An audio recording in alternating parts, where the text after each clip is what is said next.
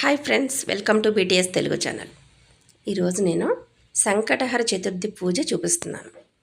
మా ఇంటికి దగ్గరలో వినాయకుడు టెంపుల్ ఉంది. వినాయకుడు ఆంజనేయ స్వామి కలిసి ఉంటారు.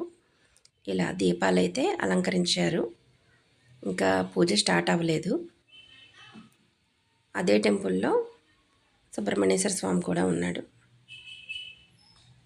ఇలా సంకటహర చతుర్థి పూజ అయితే ఇలా చేసుకున్నాము. వినాయకుడిని ఆవాహన చేసి నైవేద్యాలతోటి దీపాలతోటి వినాయకుడికి పూజ చేసుకున్నాము. ఆ తర్వాత ఇలాగ 108 దీపాలు అన్నమాట. 108 దీపాలు వెలిగించి తర్వాత అన్న సమారాధన కూడా జరిగింది. సుబ్రహ్మణ్యేశ్వర స్వామి దగ్గర కూడా దీపాలు పెట్టాం. పూజ అయితే చాలా బాగా జరిగింది. ఆ టెంపుల్ చుట్టుపక్కల ఉన్న ఆడవాళ్ళందరం కలిపి సంకటహర చతుర్థికి పూజ చేసుకున్నాం. పంతులు గారు కూడా పూజ చాలా బాగా చేశారు. హనుమత్ జయంతి లాంటి విశేషమైన రోజుల్లో రామనామ జపం, హనుమాన్ చాలీసా వంటివి 12 గంటలు నిరామంగా చదువుతారు. ఆ రోజు ఇలా అలంకరించారు. ఇది మొత్తం రాత్రి జరిగింది.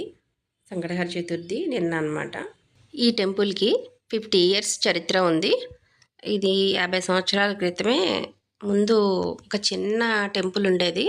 అందులో వినాయకుడు సిమెంట్ విగ్రహం ఉండేది. తర్వాత రాతి విగ్రహాన్ని మార్చారు.